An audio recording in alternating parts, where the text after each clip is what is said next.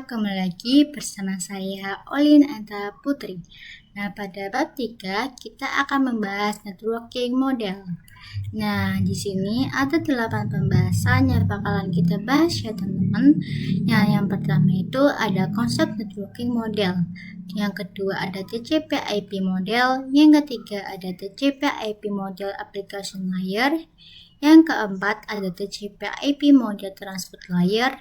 Yang kelima ada TCP/IP model networking layer. Yang keenam ada TCP/IP model data link dan physical layer. Yang ketujuh ada encapsulation dan decapsulation. Dan yang kedelapan ada OSI model. Nah, pada pembahasan yang pertama itu ada konsep networking model. Nah, pada materi ini tuh dibagi menjadi 4 bagian teman-teman.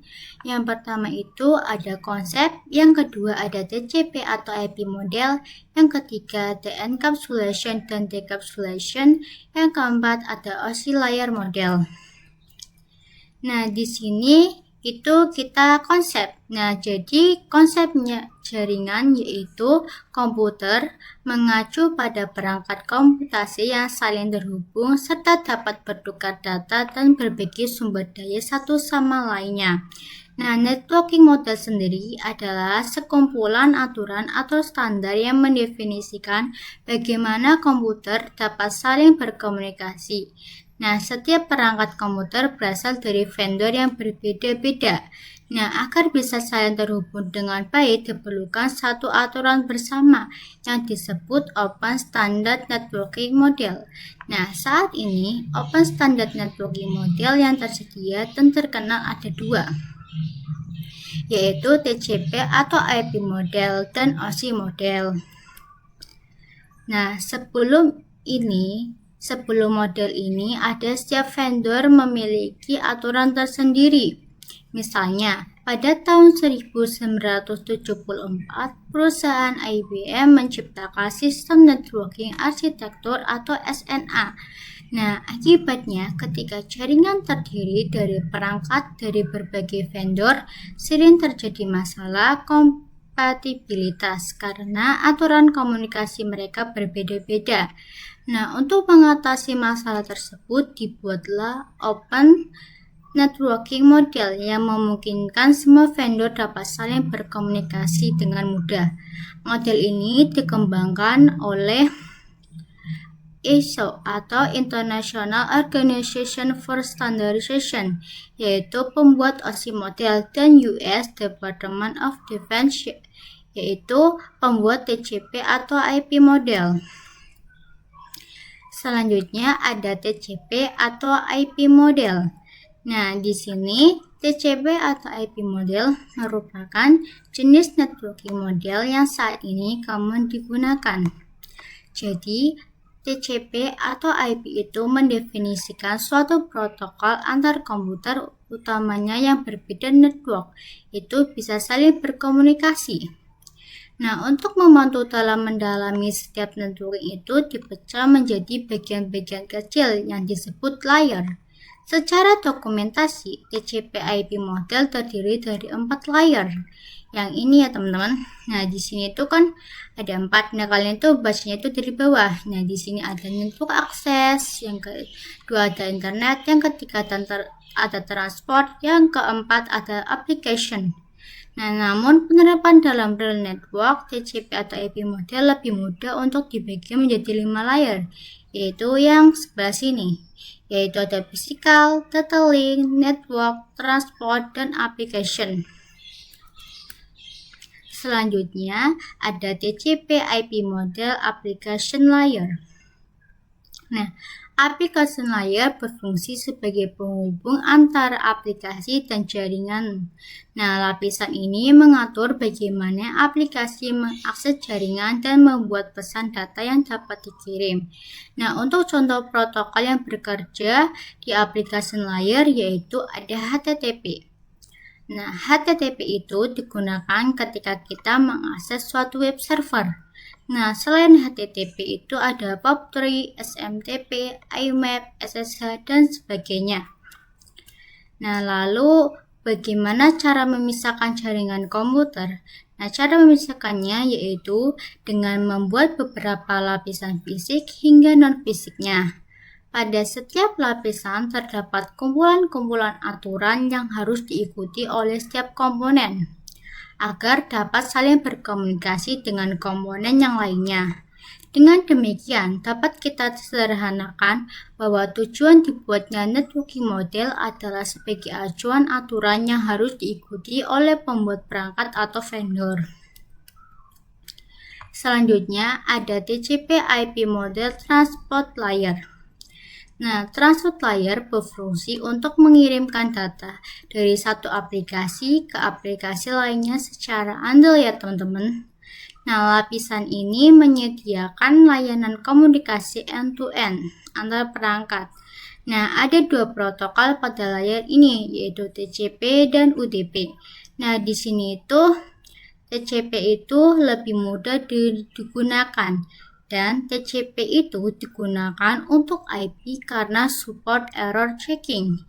Di sini ada UDP. Nah, UDP ini itu kecepatannya itu lebih cepat teman-teman, dan UDP digunakan untuk video streaming, games, dan aplikasi lain yang membutuhkan kecepatan data.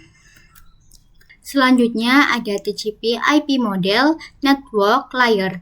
Nah, lapisan ini tuh sering disebut juga sebagai internet layer. Fungsinya adalah untuk mengatur pengalamatan atau addressing dan routing antar jaringan.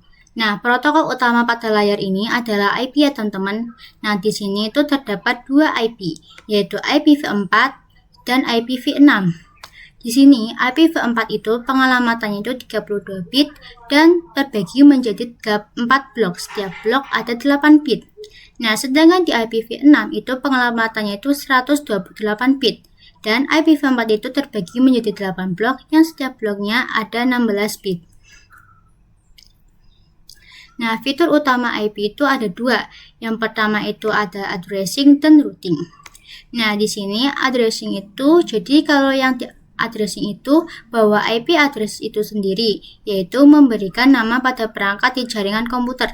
Yang routing adalah salah satu fitur yang disediakan pada bagian network layer yang bekerja layaknya kantor pos mencari rute tercepat untuk sampai tujuan.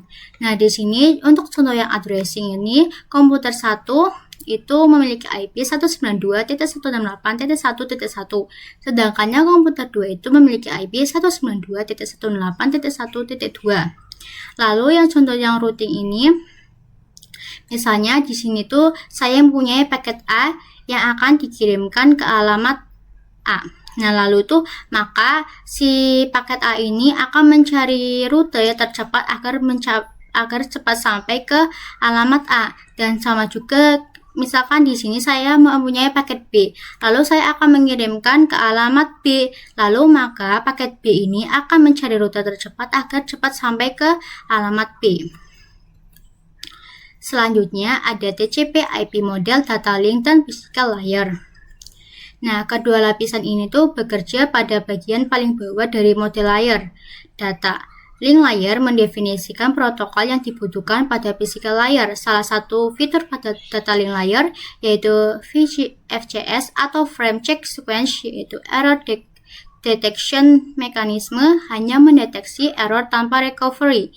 Nah, addressing yang digunakan pada data link layer adalah MAC address.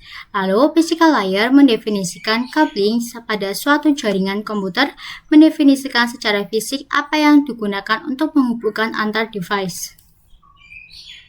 Selanjutnya, ada encapsulation dan decapsulation. Nah, di sini encapsulation adalah proses membungkus data dengan header pada data di setiap layarnya. Nah, adapun decapsulation ialah sebaliknya. Nah, di sini adapun yang decapsulation itu sebaiknya ya teman-teman.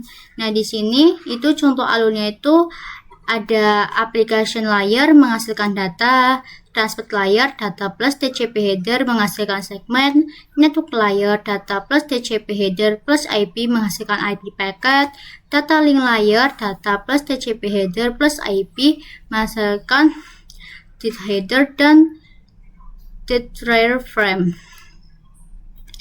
Nah, selanjutnya ada OSI model konsep.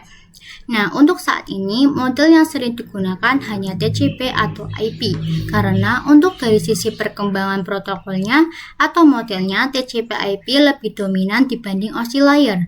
Namun, OSI layer biasa dipelajari karena mudah difahami. Sebelum networking model ada, setiap vendor membuat atau memiliki networking modelnya sendiri masing-masing. Karena setiap vendor memiliki networking model yang berbeda-beda, maka komunikasi antar vendor sulit dilakukan. Jadi, usaha untuk membangun suatu jaringan komputer sangat besar. Banyaknya vendor tadi itu, bagaimana upaya agar tetap bisa berkomunikasi dengan baik antar vendor satu dengan vendor yang lainnya. Oleh karena itu, dibuatlah sebuah model atau sebuah standar atau spesifikasi minimum oleh ISO, International Organization for Standardization, pada tahun 1984, yaitu dengan nama OSI, yaitu Open System Interconnection, atau bisa juga disebut OSI 7 Layer Model. Nah, lalu di sini ada OSI model konsep. Nah, di sini tuh terdapat 7 lapisan layer pada model OSI. Di sini yang pertama ada application layer, presentation layer, session layer, transport layer, network layer, data link layer, dan physical layer. Nah, di sini itu dari 7 lapisan ini itu terbagi menjadi 2. Ada upper layer dan lower layer. Yang upper layer itu berkaitan dengan user interface, data formatting, dan communication session layer. Ya, di sini tuh pada lapisan 1 sampai 4. Sedangkan lower layer berkaitan dengan bagaimana data itu mengalir. Biasanya terdapat pada lapisan 5 sampai 7. Nah, video kali ini sudah selesai. Terima kasih sudah menonton. Wassalamualaikum warahmatullahi wabarakatuh.